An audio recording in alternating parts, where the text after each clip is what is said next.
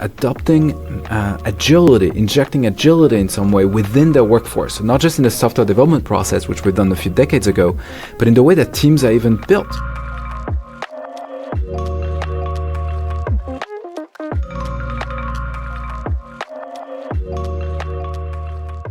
Hi, my name is Raphael Ouzan. I'm the founder and CEO of A.Team. A.Team is a platform that enables the formation of highly skilled teams that augment teams at startups and companies, or spin up project teams that can deliver on the new generation of products that companies are building. So we're in a very strange time in history.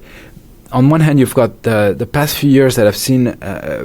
quite radical change in the way that technology companies are valued, both by the public market and therefore by the private markets, as well as the unbelievable growth of the potential impact of technologies such as generative AI. You have this position where there's pressure on headcount, there's pressure from boards and from markets and from investors to be more efficient,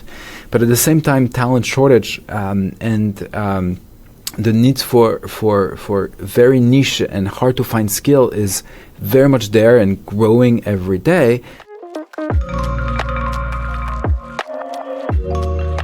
Well, it turns out some of the best companies, the most forward-thinking companies, have been adopting agility, injecting agility in some way within their workforce. So not just in the software development process, which we've done a few decades ago, but in the way that teams are even built. We've seen the emergence of a model of blended teams, where some of the best companies, and I'm talking about like top startups all the way to Google X and others, are implementing those models where you have a core team of T-shaped, somewhat generalists that really understand the company from A to Z, and you bring the I-shaped, kind of the experts on demand into the teams, either for 6 months, a year, a couple of years, or in a rolling, fluctuating way to adapt to each stage of development.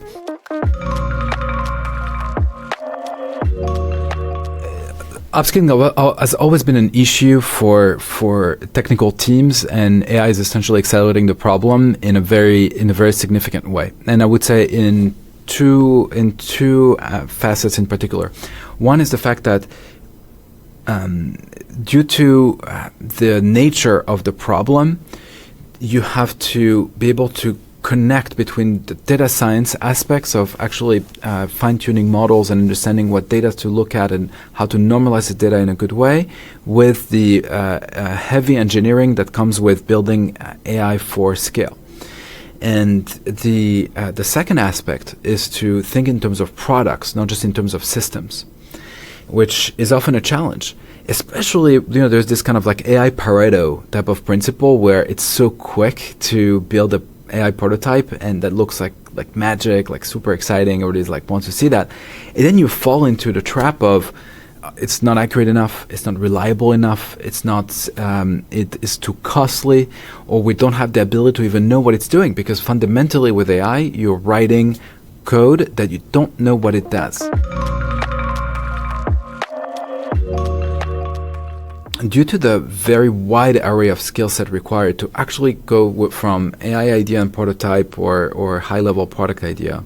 to deploying systematic value that is enterprise-grade quality, you need a very vast array of skills to come together in an effective way. And it's very rare to find the people that have done it before in this particular world of deploying AI at scale, particularly when we're talking about generative AI. What we've seen some of the best companies do is do that upskilling, not just by learning online or courses, because the best practices in many cases do not actually exist, but actually to find the people that have the different types of expertise required and bring them together, even if it's not in a constant way, but rather more in a fluctuating way depending on the stage of the project.